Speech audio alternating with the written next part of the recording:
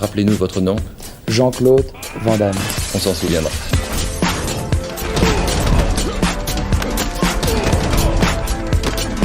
Van Damme Express.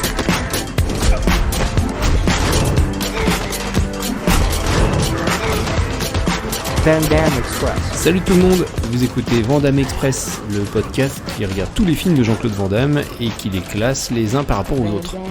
Aujourd'hui on regarde Assassination Games, un film de 2011 qui est réalisé par Ernie Barbarash, avec donc en tête d'affiche Jean-Claude Van Damme et Scott Adkins. Et on trouve également dans le casting Christopher Von Warenberg et Bianca Von Warenberg, donc les deux enfants de Jean-Claude Van Damme, qui jouent pour l'un un des mafieux, un des hommes de main, on va parler du scénario un petit peu plus tard, donc un des méchants, et pour elle, un rôle extrêmement simple, puisqu'elle est dans le coma du début à la fin du film, elle ne bouge pas d'un seul millimètre, zéro ligne de dialogue, et elle le fait plutôt bien. Ernie Barbarash, le réalisateur, il a fait, on va dire, 0 chef-d'œuvre, pas mal de séries télé, pas mal de téléfilms, quelques films avec Jean-Claude Van Damme. Il y a celui-là qui est le premier qu'on va chroniquer. Il va y avoir également Six Bullets, ainsi que La Vengeance sous la peau. Dans ceux que je connaissais, il y avait Cube Zero. Je n'ai aucun souvenir de ce film, alors que je l'ai vu quand je m'étais fait la saga Cube. Vous pouvez rester au premier d'ailleurs, qui est très bien. Les autres sont absolument abominables. Alors Assassination Games, c'est un direct-to-DVD, donc c'est quand même un film à 8 millions de dollars, filmé entre la Roumanie et la Nouvelle-Orléans. Petite marque de fabrique des direct-to-DVD, le film il s'ouvre sur une citation de Nietzsche. Et oui, la meilleure arme contre un ennemi, c'est un autre ennemi. Ça en jette, hein, ça fait envie. Au casting, je vais parler du duo Jean-Claude Van Damme, Scott Adkins. Alors au début, ça devait pas être Scott Adkins, ça devait être Steven Seagal. Dans le rôle, donc ça aurait fait une affiche plutôt intéressante. Bon, je vous avoue que Seagal, pour moi... Ne vaut pas grand chose, à part peut-être allez, on va sauver Piège en haute mer, qui est assez rigolo.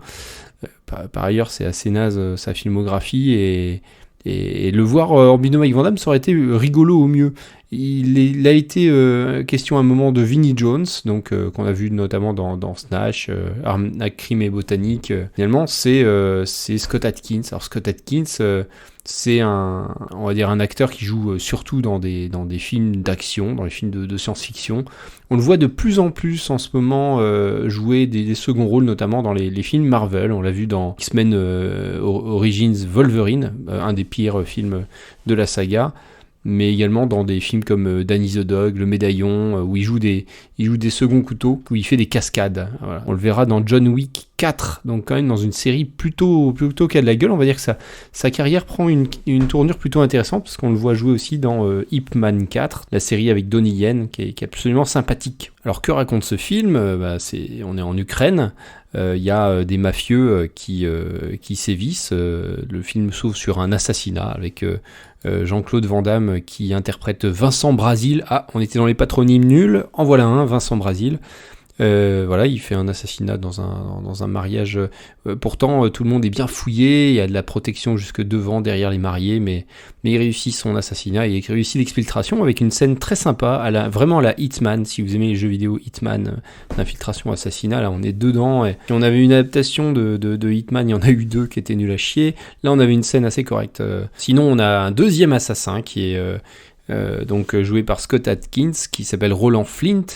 Et Roland Flint et donc Vincent Brasil vont se voir confier la même mission d'assassiner Polo Yacour, donc joué par Ivan Kay, qui joue un méchant plutôt correct, vraiment un méchant assez charismatique, et imprime plutôt bien la pellicule. Bon, Roland Flint a un intérêt personnel à tuer Polo Yacour, puisque Polo Yacour a, dans un passé récent, torturé sa femme et l'a mise dans le coma, devant les yeux de son mari. Donc Vincent Brasil, lui, est un assassin tout à fait froid, qui est intéressé que par l'argent, pour pouvoir se faire une retraite dorée un beau jour. Ils vont se retrouver confrontés à la même cible, et sur le moment de la scène de l'assassinat, ils vont se télescoper l'un l'autre, et finalement c'est le frère de Polo Yacour qui va mourir, et donc Polo Yacour va vouloir faire une vendetta personnelle à éliminer Vincent Brasil. Vous voyez le triangle un peu ? Au milieu de tout ça, il y a Interpol avec des gens du gouvernement qui ont aussi des intérêts. Il y a le commanditaire qui se fait aussi retourner 2 fois par les méchants, puis de nouveau par Vincent Brasil,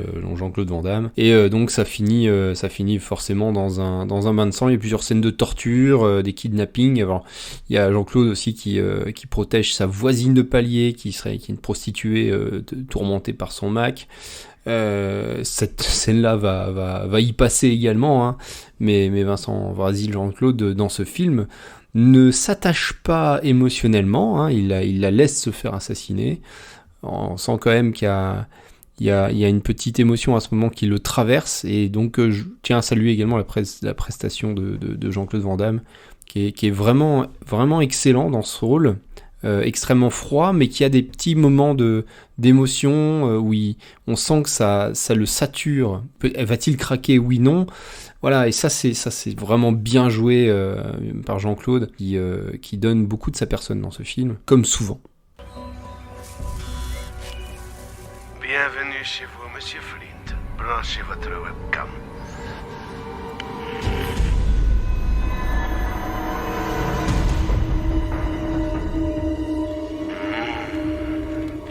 Elle est magnifique. Ne touche pas, sale enfoiré! Pardon? Il y a de la friture sur la ligne. Je vais te proposer un marché très simple. Si toi et ton copain ne vous livrez pas d'ici un quart d'heure sans armes sur vous, primo, je laisserai chacun de mes hommes faire ce qu'il veut avec elle. Deuxio, tu regarderas pendant que je l'égorgerai vive. Et si ça ne la réveille pas, c'est que rien ne la réveillera jamais. Vous avez 15 minutes. Qu'est-ce que tu veux qu'on fasse?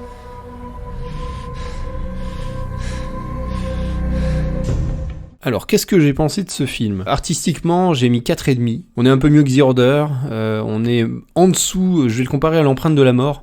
En fait, c'est un film à peu près du même niveau. Il y a une jolie photographie, il y a une mise en scène, notamment des combats, qui est vraiment efficace, qui est belle. Le film est plombé par deux choses. Alors, contrairement à L'Empreinte de la Mort, le montage est plutôt correct, le découpage est plutôt pas mal. Non, le film est plombé par deux trucs. Un, c'est le rythme. Il y a un problème de narration. Il y a des scènes d'exposition ou de dialogue qui sont assez compliquées à suivre. Les dialogues sont pas très bien écrits. Il y a pas mal de personnages. Bon, c'est quand même un scénario assez simple et pour autant on arrive à se paumer. Et les scènes d'action sont, elles, efficaces. Mais voilà, il y a ces problèmes de rythme et un peu de découpage de la narration. Et également sur le côté artistique, la musique est vraiment pas terrible. Ça, c'est contrairement à L'Empreinte de la Mort, on a une belle musique. Là, on a une espèce de nappe avec des chœurs. C'est un peu la version Lidl de la musique de Gladiator, avec aucun thème mémorable et qui plombe le film vraiment. Donc je lui ai mis 4,5. C'est bien mieux que The Order, Point d'Impact, machin. Enfin, on est quand même dans le dernier tiers de la filmographie de Van Damme au niveau artistique. Au niveau bagarre, vous avez compris que c'est un peu le point fort du film. On a déjà deux acteurs qui savent s'y faire, et puis la mise en scène est plutôt flatteuse sur ces scènes de bagarre. Moi, j'ai mis un 6. C'est un bon 6. C'est vraiment, vraiment sympa, et au final, c'est un film qui récolte la note de 5,3. On est légèrement au-dessus de la moyenne. 16e place. Je mets pas de bonus Jean-Claude Van Damme. Ouais, vous avez compris qu'il jouait plutôt bien dans le film, pas vraiment mis en valeur. C'est vrai que le binôme avec Scott Adkins est plutôt sympa. C'est pas un grand acteur, Scott Adkins, mais il est physique, et l'un et l'autre à côté avec Jean-Claude, ça marche plutôt bien. On a des personnages qui arrivent à exister dans ce film, et un film qui est vraiment pas honteux, un très bon direct to DVD, on va dire, bien meilleur que Point d'Impact. On est à 100 000 années-lumière au-dessus du dernier Mercenaire. J'aime bien appuyer encore sur la tête de cet étron sur Netflix, Dernier Mercenaire. Mais si le dernier tiers de la filmo de Van Damme est peuplé que de films comme ça sera très bien. Je voulais glisser un petit mot sur le doublage. Alors le doublage français de ce film est pas terrible, notamment la voix de Van Damme, ça colle pas trop. C'est marrant parce qu'il est doublé dans ce film par Patrice Baudrier, qui est vraiment son doubleur attitré dans la plupart des autres films depuis Kickboxer. C'est lui. Pour autant là, c'est la façon de poser la voix, c'est pas terrible du tout. Pourtant Van Damme est francophone, il pourrait se doubler lui-même, mais bon, ça demande du temps. Je vous conseille surtout de regarder tous ces films en VO. En général, il y a peu de dialogue en plus, donc mettez les sous-titres si vous êtes vraiment pas à l'aise, et au moins vous aurez un petit gain en termes de jeu d'acteur. Il me reste à vous dire à très bientôt. On se retrouve dans 15 jours pour un nouveau film encore plus récent, français. J'ai hâte de voir ça et je suis un petit peu frileux quand même. Hein. À tout bientôt, salut. C'est fini. Pas tout à fait.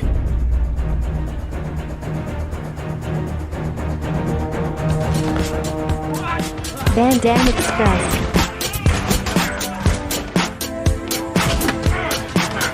Van Damme Express.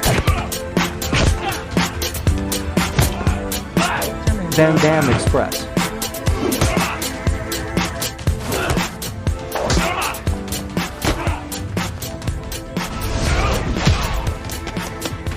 La route. Là où on va, on n'a pas besoin de route.